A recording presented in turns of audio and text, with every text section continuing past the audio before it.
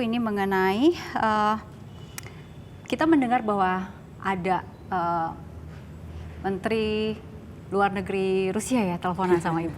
Itu mengenai apa, Bu? Dan apa yang keperluannya Rusia menelpon Menlu Indonesia? Jadi kita di dalam era yang sudah sangat modern, canggih, komunikasi kita antar Menteri Luar Negeri juga sering dilakukan dengan telepon, dengan SMS, ya? Dan sebagainya. Jadi kita memiliki hubungan langsung. Dan yang paling terakhir yang terkait dengan Rusia adalah kaitannya adalah dengan masalah hubungan Saudi Arabia dan Iran. Jadi kita berdiskusi bagaimana posisi kita, bagaimana kita mencoba untuk membantu agar tensi di wilayah di kawasan Timur Tengah juga tidak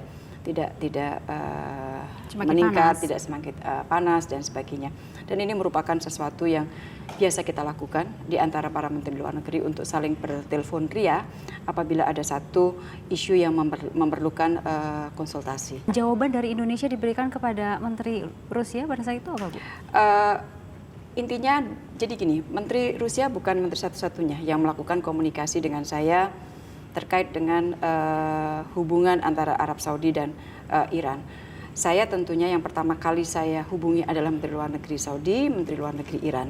Disitulah Indonesia menyampaikan beberapa menyampaikan harapan.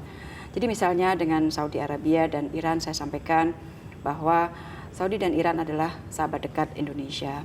Kita ingin melihat kawasan Timur Tengah ini sebagai kawasan yang damai dan stabil, dan kedua negara itu memiliki kontribusi yang besar untuk menjaga keamanan dan stabilitas di kawasan, dan hubungan kedua negara itu akan sangat mempengaruhi perdamaian dan stabilitas di kawasan. Oleh karena itu Indonesia meminta agar masing-masing menahan diri supaya situasi tidak memburuk, dan di saat yang sama Indonesia juga menawarkan diri jika ada yang dapat dilakukan oleh Indonesia, please let us know. Jadi itulah yang kemudian diapresiasi sekali oleh Saudi dan Iran, dan kemudian beberapa menteri luar negeri menelpon saya menelpon menteri luar negeri lain. Jadi dalam waktu 4 hari ini cukup banyak sekali komunikasi yang harus saya lakukan dengan menteri luar negeri negara lain. Pada saat Ibu telepon ke menteri luar negeri di Iran dan Saudi Arabia menyampaikan apa yang Ibu harapkan, Indonesia harapkan agar Timur Tengah damai begitu, mereka menjawabnya apa, Bu?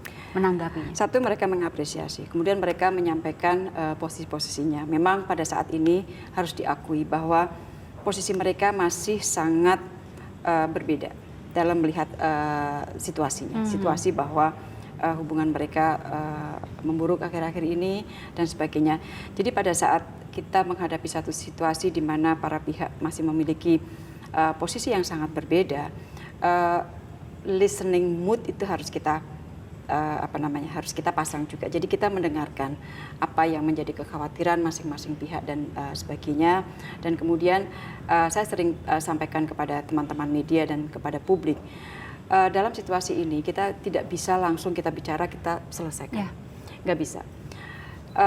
Masalahnya sangat kompleks. Tetapi yang penting bagi saya adalah mereka tahu bahwa kita menyampaikan concern, mereka tahu bahwa kita memiliki harapan yang besar agar mereka sebagai dua negara besar yang memiliki pengaruh besar di kawasan, harapan Indonesia agar kedua negara itu terus menjaga hubungan baik, terus kemudian memberikan kontribusi kepada keamanan dan stabilitas di kawasan, dan pada saat yang sama mereka tahu bahwa Indonesia siap untuk memberikan kontribusi, memperbaiki situasi. Mudah-mudahan cepat selesai urusan di sana. Mudah-mudahan. Itu harapan karena Indonesia juga. Saya terus melakukan komunikasi tidak hanya kepada Saudi Arabia dan Iran, tetapi juga dengan negara-negara lainnya. Jadi kalau ada urusan dengan Islam sebagai negara yang memiliki masyarakat Muslim cukup banyak, terbanyak, Bu, ini jadi perhitungan ya, Bu ya? Ya, tentunya ya, karena Indonesia seperti yang saya sampaikan tadi sebagai negara dengan penduduk Muslim yang terbesar di dunia, dan di saat yang sama Indonesia kemanapun kita membawa message mengenai nilai Islam yang rahmatan lil alamin. Di saat yang sama kemanapun kita pergi kita juga bawakan nilai toleransi kita, kemajemukan kita dan sebagainya. Oleh karena itu, jika terjadi masalah-masalah yang seperti ini, saya kira Indonesia akan menjadi salah satu negara yang pertama kali dihubungi dan dimintakan pendapat-pendapatnya.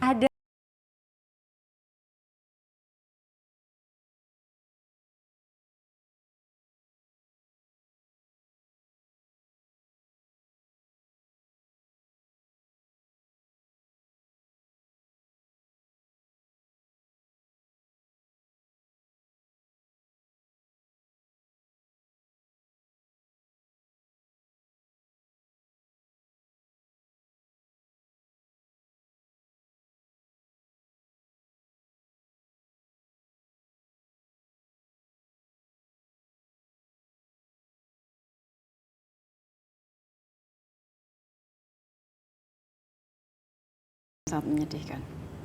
Boleh cerita sedikit, Bu?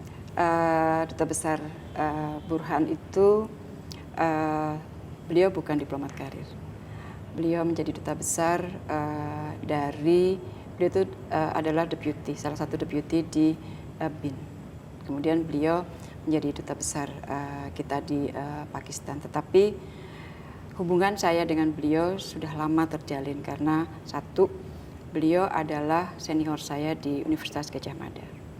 Kemudian yang kedua, karena jabatan beliau di BIN dan waktu itu jabatan saya pada saat itu yang sering mempertemukan saya dengan almarhum Mas Burhan adalah saya menjadi Dirjen Amerika Eropa. Jadi pada saat ada isu-isu tertentu yang harus saya bahas dengan almarhum dengan nyaman, dengan sangat enak karena hubungan kami hubungan yang sudah cukup lama dari sejak kami muda. Kita telepon-teleponan, Mas, ini ada masalah begini begitu dan sebagainya. Beliau selalu mengatakan, ayo Red kita ketemu di mana. Dan dengan hubungan yang sedemikian dekat, baik yang dibangun dari hubungan pribadi yang baik, itu sangat mempengaruhi cara kita menyelesaikan atau berkoordinasi untuk mengurus masalah-masalah kedinasan. Jadi kepergian beliau dan istri merupakan kehilangan yang besar bagi Indonesia, bagi Korps Diplomat Indonesia, dan tentunya karena saya memiliki hubungan pribadi dengan beliau juga merupakan suatu kehilangan yang besar buat saya. Meninggalnya itu pada saat kejadian yang luar biasa juga ya, Bu ya? Iya, kecelakaan helikopter.